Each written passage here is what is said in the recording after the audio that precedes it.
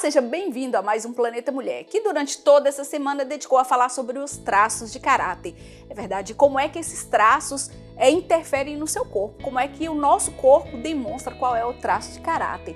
Isso é muito importante. Durante toda essa semana nós falamos sobre vários traços, que são 5. A nossa Egla Alves está aqui conosco mais uma vez para falar e hoje nós temos mais um traço. Egla é o último dessa série. Exatamente. Que ainda temos muito a dizer sobre isso, sim. não é? É um assunto que foi só assim uma pisquinha. Nunca se esgosta. Nunca se esgota, é verdade. Então hoje nós vamos falar sobre o traço rígido. Exatamente. Começamos então com o traço esquizoide. Depois fomos para o oral, que eu me identifiquei como oral. Depois o psicopata. Psicopata, exatamente. O masoquista. E agora estamos no rígido. Então, hoje é o último dia dessa série fantástica, que vale mesmo muito a pena você passar lá nos nossos outros vídeos e assistir. E vamos lá, então, quem é o rígido? O rígido, vamos começar também por dizer outra coisa muito importante que já temos dito, mas para quem se calhar só está a ver isto pela primeira vez, sim, é importante dizer que estes nomes que nós acabamos de dizer não têm nenhuma relação com as perturbações de personalidade que as pessoas já conhecem. São nomes assustadores, mas que têm outra vertente, que esta vertente tem a ver com o início, com o seu fundador e quem criou esta teoria, que foi William Reich, nos anos 30. Então, o nosso rígido, como nós também já vimos nos outros traços de caráter, o que vai acontecendo é a mielinização da nossa medula espinal, ou seja, ao desenvolvimento da criança que vai acontecendo nos primeiros 5 anos de vida. Já desde o útero. Exatamente. Desde a barriga da mãe até 5 anos, que é a primeira idade, quando termina. E aqui, então, nós já vimos que os traços de caráter, nós até fomos fazendo isto por ordem cronológica. Sim. E fomos vendo que tem a ver com um desenvolvimento de uma certa competência da criança. Nos rígidos, tem a ver com a origem, já estamos aqui 3 a 5 anos, e tem a ver com a origem de uma coisa que nos vai causar um bocadinho de dificuldade, se calhar, a entender, mas que é muito simples, que é a sexualidade na criança. E a sexualidade na criança não tem nada a ver com relações sexuais, mas tem a ver com o meu corpo, o ser menina e menino. É o momento que nós começamos a nos enxergar e explorar o nosso corpo. Exatamente. E então, as crianças começam a perceber que têm corpos diferentes e começam a ver também o mundo aos pares. Ou seja, se até agora a criança estava muito ligada à mãe, ela depois começa-se a virar para o pai também e começa a perceber que para uma mãe há um pai. Claro que estamos sempre a falar num desenvolvimento normal e com uma família dita normal. Sim. Mas até pode aquele homem, por exemplo, neste caso, até nem ser o pai, mas é o companheiro da mãe, ou como pode ser o pai e a companheira do pai. Eles começam a perceber que a tia tem o tio, a vizinha tem o vizinho, então eles começam a juntar todos aos pares. E começam... De novo a busca do amor. Exatamente. Da outra metade da laranja. Sim, completamente. Tudo gira em função disso. Aqui aparece o complexo de Édipo, que para os psicanalistas é uma coisa que faz muito sentido e para quem estuda esta área, mas o complexo de Édipo é uma coisa muito simples que nós vamos aqui explicar às pessoas para quem não percebe, que é, e aqui estamos a dizer num sentido figurado, sempre num sentido figurado, neste caso, o menino apaixona-se pela mãe e acha que ele é que é o par da sua mãe. Isto acontece muito quando a mãe começa a dizer ao menino: tu és o meu príncipe. E o menino: ok, eu sou o príncipe, sou o homem da vida dela, mas como é que eu sou o homem da vida dela e ela vai dormir com o outro? Isto começa a causar ali um bocadinho de estranheza. Vamos já desmistificar aqui a coisa. A criança não quer ter relações sexuais com a mãe, nem quer ir dormir com a mãe, nesse sentido. O que a criança pensa é sempre em termos de amor, de relação de amor. Então, se ela me diz que eu sou o príncipe, há um rei. Então... essa hierarquia não está boa para mim. Exatamente. Porque nós, por natureza, não queremos ficar em último. Pois claro. Não é? Pronto. Com a menina, isto pode acontecer exatamente com a menina, que é o complexo de Eletra, que é o pai, a sua figura dominante, que é quando os pais dizem: tu és a minha princesa. Ok, eu sou a tua princesa, mas porquê é que há uma rainha ali ao teu lado? Por isso, isto é um bocadinho errado, nós fazermos isso da minha princesa. Ok. Nós temos que a criança perceber desde o início que nós não estamos aqui, cada um numa ponta a formar um triângulo, porque aqui vai se chamar triangulação. Não, Ok. nós estamos todos ao mesmo nível. Cada um tem seu espaço Exatamente. dentro de casa, não é? Porque o que nós fazemos aí é comparar a criança ao pai ou à mãe. E isso aí é que vai criar este trauma. E pode acontecer isso quando os pais permitem muitas vezes a criança dormir na cama com os pais, não?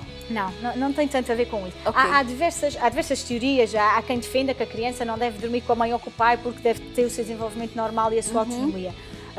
Agora, mais recentemente, há teorias que dizem que não, que é um sentimento de segurança e que nós devemos.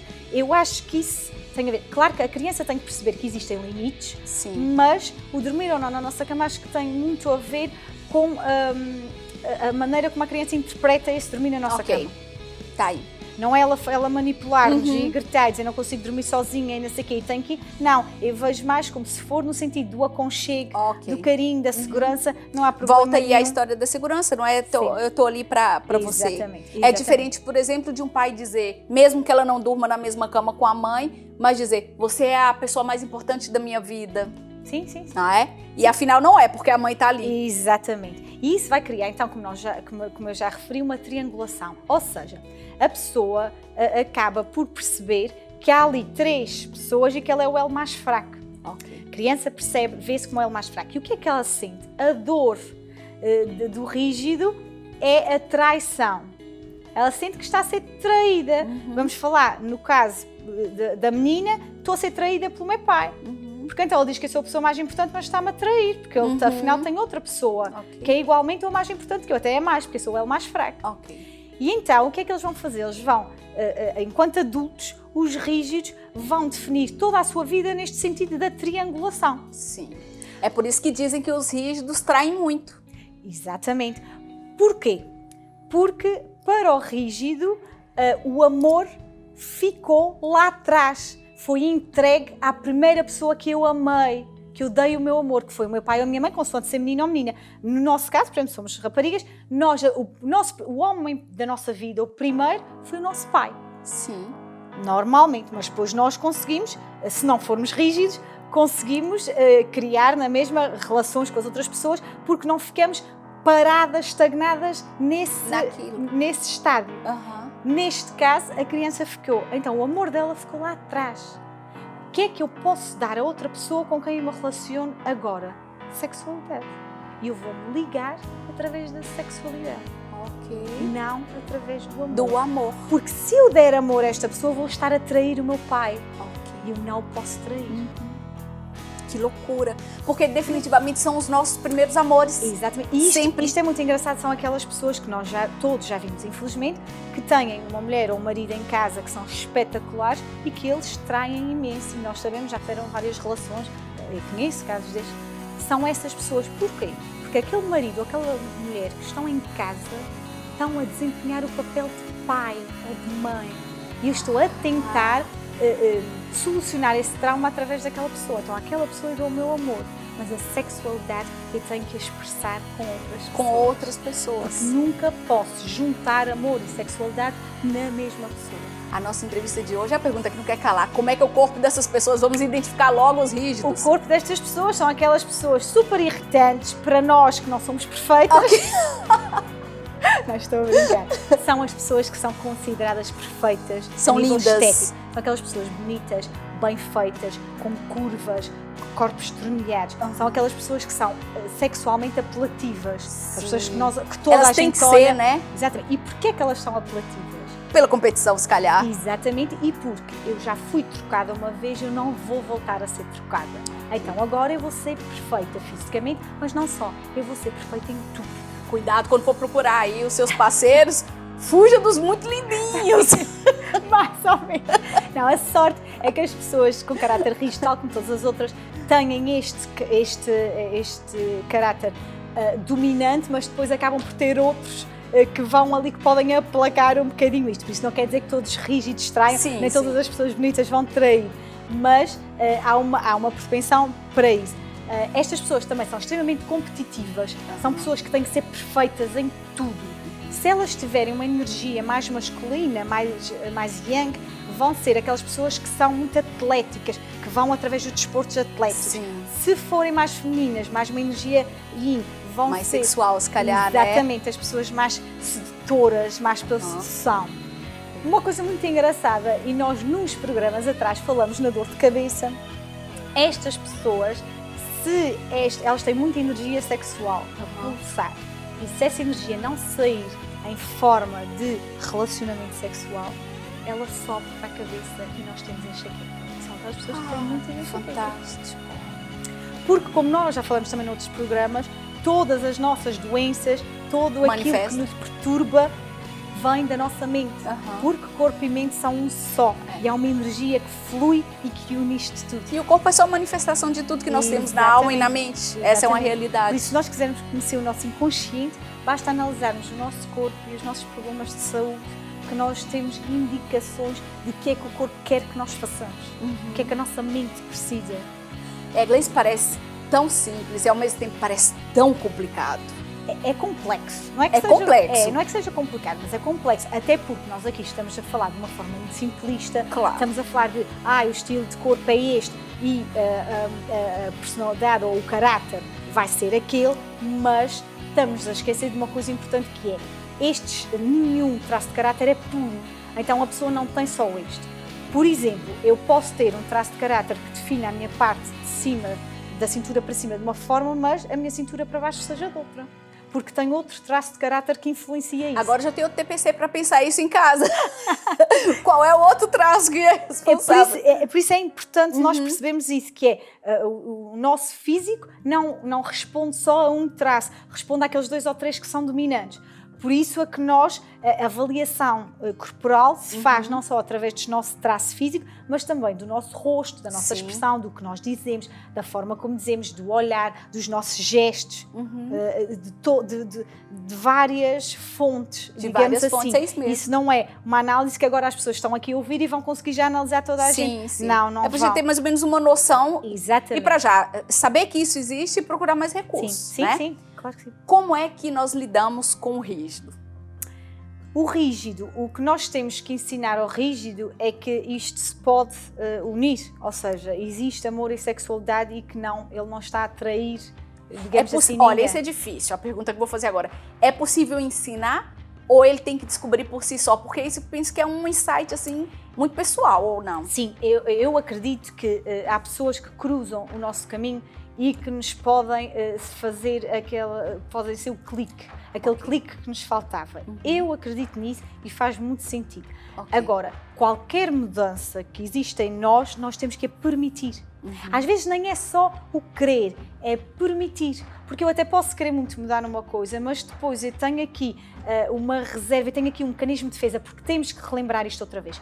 Os traços de caráter são mecanismos de defesa que eu utilizo para não sofrer. Das nossas dores do passado. Exato, da dor existencial que foi criada entre a gestação e os 5 anos de idade. O trauma que foi vivido mais intensamente. Lá está, fomos tendo diversos traumas, digamos assim, e o trauma não tem a conotação que nós estamos habituados. O trauma é uma situação que foi impactante e inesperada, mas não tem que ter sido uma coisa muito grave. Foi uma coisa que nos marcou porque foi interpretado como sendo importante para nós. E também já falamos disso, é a interpretação que se faz da situação e não a situação em si que vai gerar o trauma.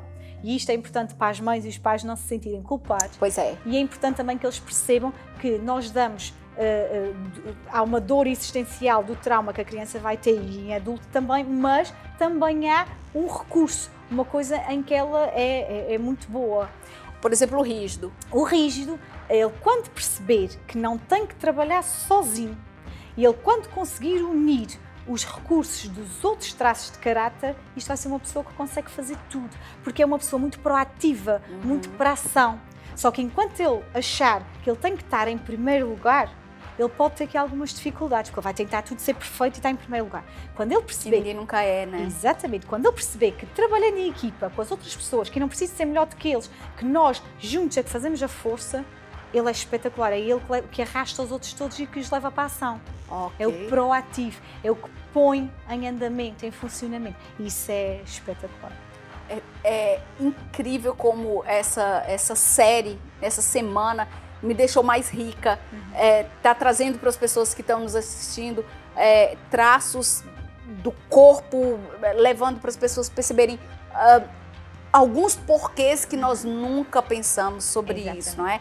Eu queria também que você fizesse só um breve resumo de tudo isso aqui que nós falamos, porque hoje, infelizmente, é o último dia dessa nossa série, que eu achei espetacular, e alguma coisa que tenha te fazer mais sentido durante esse período que nós falamos aqui. Então, o traço de caráter, como nós já dissemos, vai ser uma forma de nós lidarmos com uma dor.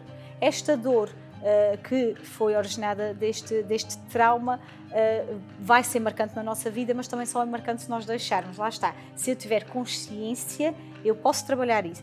Posso conseguir trabalhar sozinha, como trabalhar com outra pessoa. Okay. Ou seja, nem que seja um técnico, que seja alguém credenciado e que perceba e que consiga ajudar-me a chegar aqui às minhas dores e aos meus traumas. Porque assim, o mexer no nosso trauma e nas nossas dores custa muito. O que é que nós temos que pensar também? É que aliado a uma dor há sempre um recurso. E eu não quero ninguém agora aqui a culpar mães e pais, nem quero mães e pais a sentirem-se culpados, como nós fomos falando ao longo da semana. É importante perceber que ninguém fez isto de propósito e que tudo isto que acontece, estes pensamentos que nós fomos falando aqui e estes diálogos internos, não acontecem a nível consciente, eles acontecem a nível do nosso inconsciente. Nós não temos a noção. O que nós mostramos é as ações, os pensamentos, as crenças. Estes traumas podem mexer a nível, lá está, das nossas crenças, da nossa energia corporal. Nossa energia corporal, por exemplo, enquanto o rígido tem muita energia e é uma pessoa que mexe muito, o oral é uma pessoa mais mole, que tem pouca energia. Se respirar muito, sente muito, então ele tenta respirar de uma forma mais lenta, mais apaziguadora. Estou chocada. Cada vez que você fala, faz mais sentido. Mas é muito interessante ver esses pontos todos. Lá está, temos uma dor, mas também temos recursos. Temos todos estes traços de caráter e todos os traços de caráter podem-nos trazer coisas muito boas. Temos é que ir buscar as potencialidades de cada um e unificá-las em nós. E temos também, e eu acho que isso é muito importante, este programa se calhar foi importante para nós percebermos a nós, mas também para perceber o outro, a pessoa que está ao meu lado, porque se calhar eu critico muitas vezes a pessoa que está ao meu lado e não percebo porque é que ela tem aquela reação, acabo por estragar relações com essas pessoas, e se eu perceber porque é que a criança reagiu daquela forma, ou porque é que o adulto reagiu daquela forma. E o que eu posso fazer por ela, né? Exatamente. Que afinal é só amor que toda a gente quer. Era o que eu ia dizer. Às vezes nós temos muita tendência de tem sempre que fazer alguma coisa. Não, às vezes nós não precisamos de fazer nada. Precisamos dar às vezes basta estar. Basta dar segurança. Estou aqui para o que for preciso. Basta transmitir amor e segurança e é o que quase todos estes traços de caráter precisam. Tinha forma melhor de terminar esse programa? Sobretudo, tinha forma melhor de terminar essa série? Não tinha. A nossa Egla demora, mas quando ela vem aqui, ela traz umas pérolas como essa. Muito, muito obrigada, minha querida. Já sabe que o meu termômetro de admiração, toda vez que você está perto de mim, dispara, não é? Obrigada por estar aqui conosco. As portas do Planeta Mulher estão sempre abertas para você. Obrigada. E para você, eu gostaria que você lembrasse uma coisa. O caminho só existe quando você passa. Não tenha medo, acredite que é possível. Vá melhorando um pouquinho só a cada dia. Só um pouquinho, todos os dias um passinho. No final do ano você está 365 vezes melhor. Mais feliz, mais tranquilo, mais calmo e mais cheio de amor, como a Egla disse e disse muito bem. Até o próximo programa.